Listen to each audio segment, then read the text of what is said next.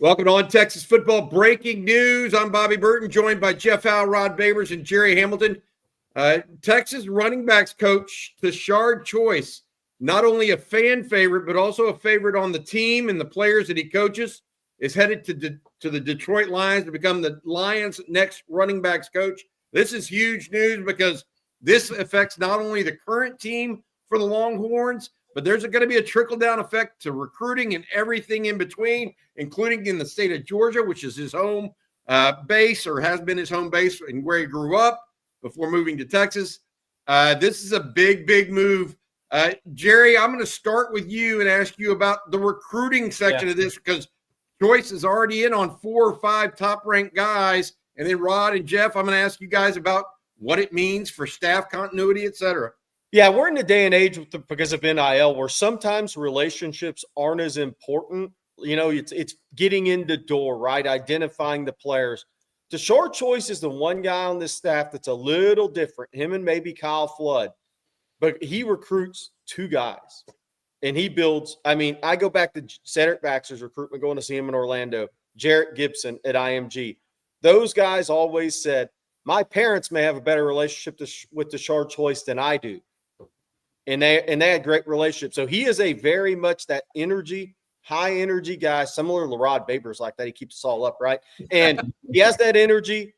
And then from a recruiting standpoint, he is vital to one position because he is a relationships guy. He brings positive energy to the team, which Rod and Jeff will get to. So this is a big job that Sark has to replace. But then he also opened up Florida in recruiting with Cedric Baxter and Peyton Kirkland, then recruiting IMG, that Southwest corridor, and in Atlanta. He was working 1 on 1,000 in Atlanta until Kenny Baker came on the staff. Now, Mark Orfe was just hired, and he can help in Atlanta and in Florida. But Tashard Choice got Texas started in Florida. He got Texas started in Georgia. He has great relationships with not only guys on the team he helped recruit, but as you mentioned, 2026 guys. There's time for Sark.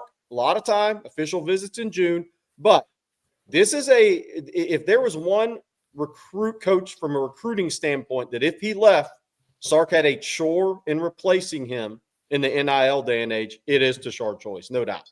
Hey, Rod, you have been around coaches your entire life as a player, et cetera. Let me ask you this. Choice was one of those guys that you think brought the juice every day, right? Yep. What does that do, and what is Sark going to have to replace here? Because obviously, I think it's a big loss for Texas. I really do.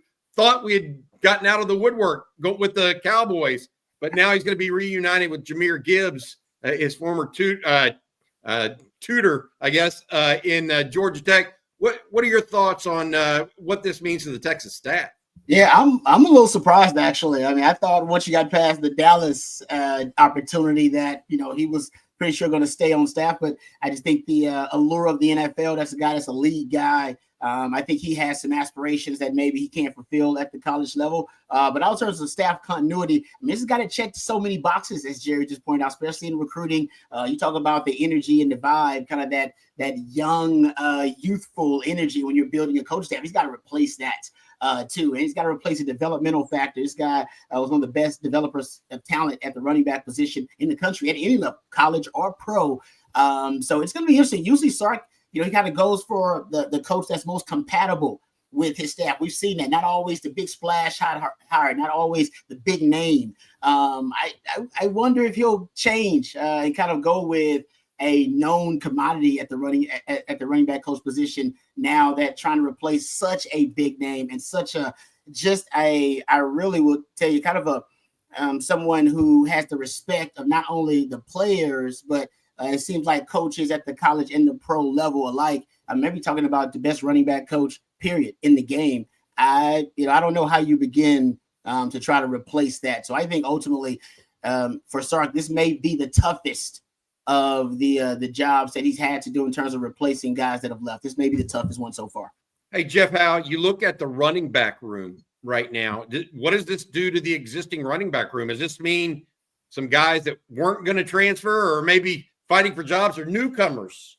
This is a little bit of a surprising move because like Rod and I just mentioned, we thought the Cowboys were the ones to worry about, not the Lions. But again, reunited with Jahmyr Gibbs, I guess there. What are your thoughts? Yeah, I'm piggybacking off what Rod said. This is going to be the toughest replacement Sark has to fill, the toughest role to fill, because even when Jeff Choate left and you look at the dynamics on defense, Pete Kwiatkowski's not a fire and brimstone guy. He's quiet, reserved, chill, laid back. Jeff Choate was the opposite of that, and you needed that. The difference there is Johnny Nansen was exactly what they needed, and it was an easy hire. There was some logistics to work out, whether he was going to get the Arizona job or whatever, but once it worked out, you're like, okay, don't really worry about that. To me, there's not that no-brainer go-to hire for a running back position, especially like Rod said, when you lose maybe the guy who's the best coach at that position, either on the rise or right now, period, in football. So it's going to be tough for Sark. I think there's something to be said for a professional approach and a guy that really can help guys understand, hey, this is what it's going to be like, not just on Sundays in the National Football League. This is what it's like when you're going through injury rehab, how lonely it can be. He and CJ Baxter can vibe on that. Or what it's to Jaden Blue, hey, this is what it's like after you fumble in a big game and everybody's got their, turning up their nose at you and looking the other way. So that professional approach, I know from the baseball side, right? Two different sports, but so many guys that are professional players right now talk about the job Troy Tulowitzki did when it's one thing coming from a coach, but when a guy who's a silver slugger and an all-star talks about how he struggled, it really puts your struggles in comparison. Like, okay, this isn't a big deal. I can get through that. That's the piece with Tashard Choice that you're going to have trouble replacing, I think, in addition to the other stuff that we've talked about. When you look at the makeup of this room, and Gerry could probably speak to this maybe more than any of us, I wonder, what does this do for a guy like CJ Baxter that's still on the mend, trying to get back from that injury, not just the physical hurdle, the mental hurdle he's going through. A guy like Christian Clark, who I love the way Tashard Choice attacked recruiting, because even you saw it with the 2025 class or the 2025 class, go get a guy like James Simon, who's more of your national recruit, but then a guy that maybe that value 3-star guy, that under the radar guy that you just really like, that was Ricky Stewart. Christian Clark was his guy at one point in time. So what does that do for a guy like Christian Clark? If I'm a guy, though, like a Jarrett Gibson or James Simon, those guys that are on campus right now that are going to go through spring ball, if you thought you had a fresh start beforehand, you've really got one now, because that position coach is going to come in with no preconceived notions about who you are and what you bring to the table. So it's a clean slate for some guys that might have thought they had one, but now they really have one. And Gerry, I just wonder what this does to CJ Baxter as he continues to come back from that injury. Well, I think the best recruiters, and look, and I want to say this too. This is not doom and gloom. Texas program will be fine. Sark will make a really good hire. But Tashard Choice is a little different, because here's the thing. There's guys that are really good recruiters. Then there's guys that kind of take on a father figure role for some kids once they're on campus. Yep. And Choice is that guy. I mean, when Cedric Baxter and Jarrett Gibson in back-to-back classes, remember, Cedric Baxter was committed to FSU at one point. Jarrett Gibson was committed to Florida at one point, and his dad's the biggest Florida fan ever, right? Probably still has Tebow jerseys, right? But so those guys entrusted their son to go 1,000 miles away, and Tashard Choice is going to take care of their sons more than coach them, take care of them, and mold them as young men. So he goes beyond coach with these kids, and that's where I think he's a little different. There's great recruiters out there, and he's certainly one of those, but he also carries that through to that mentoring father figure. Maybe you saw it, mentoring uncle role, whatever you want to call it, right? He has that component to him. And these running backs, they'll take this news tough. There's no doubt about it, because they see him as a father figure more than a football coach. And that's the difference, Rod, with some of these guys. Yeah, every time you talk to a running back, they mention that quality about him, Gerry. I had conversation with CJ Baxter, some of the other running backs. Trey Weiss was another one. And they speak of him as a fatherly, almost a big brotherly figure. And when that relationship develops with Tashard Choice, so there's no question about it. I mean, I don't know where you begin to replace a guy that checks so many boxes. It's gonna be really Herculean task for Sark. I will say this with Steve Sarkisian, he has gone with function over form in most of his hires. And what I mean by that, he wants good football coaches first. He'll worry about recruiting and make sure that there's an interplay there. But he goes for good coaches first and foremost. I expect him to go after a good coach here that is not just a recruiter.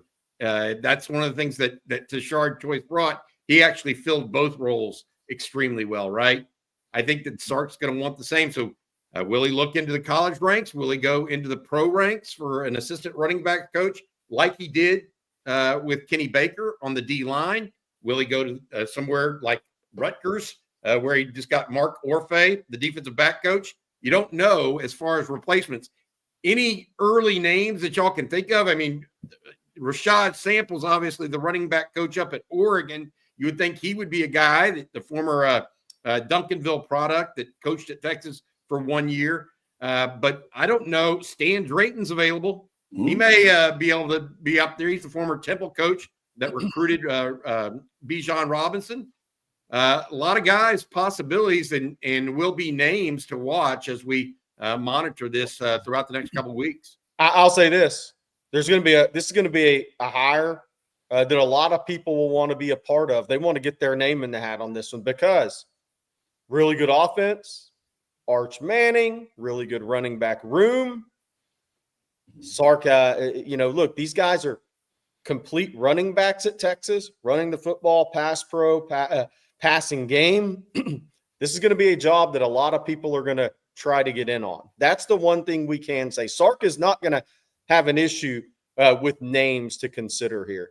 This is a job that I think we'll be surprised the names that are going to want to have to be associated with this one. It's a great job. Yep. Go ahead, Jeff. You had something? Yeah, I'm with Jerry. There's going to be no shortage of people that want this job. I think when you look, let's assume Jaden Blue gets drafted, right? That would be 4 running backs in the last 3 drafts. And look at the development track of all those guys. You've got the no doubt 5-star guy with Bijan Robinson. You've got a converted quarterback in Roschon Johnson. You've got a guy, Jonathan Brooks, who I think had one other Power 4 offer in addition to Texas.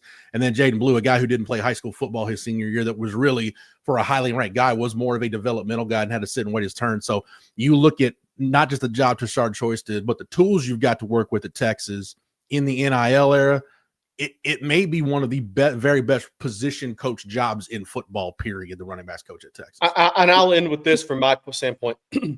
I think it'll be somebody that's recruited Georgia and Florida is my bet. Interesting. You think they're going to? Those states are so important. They're so important. You're seeing Texas spend more time in those states. If Sark can find the right guy that has recruiting ties in those areas, I think that's going to be the one for him. I want to end with this from all of you guys. Tough loss for Texas here, in your opinion? Yes. This guy of all, other than coordinator, maybe toughest guy to lose on the staff, perhaps. Yes. Yeah. The Bo Davis one was tough too. But yeah, this is, I think, tougher than that one, in my opinion. And if you're right, Jerry, if he's going to go with somebody that has ties in those fertile recruiting areas, that means he's probably not going to the NFL for that guy. Tougher to find those guys in the league and bring them back. But it'll be interesting to see. Cast a wide net. Yep. All right. That's going to do it for this episode. Breaking news. Tashard Choice, running back coach formerly of the University of Texas, now headed to the Detroit Lions to reunite with Jahmyr Gibbs, his former protege at Georgia Tech. For Rod Babers, Gerry Hamilton, and Jeff Howe, I'm Bobby Burton. Thanks for watching On Texas Football. Welcome.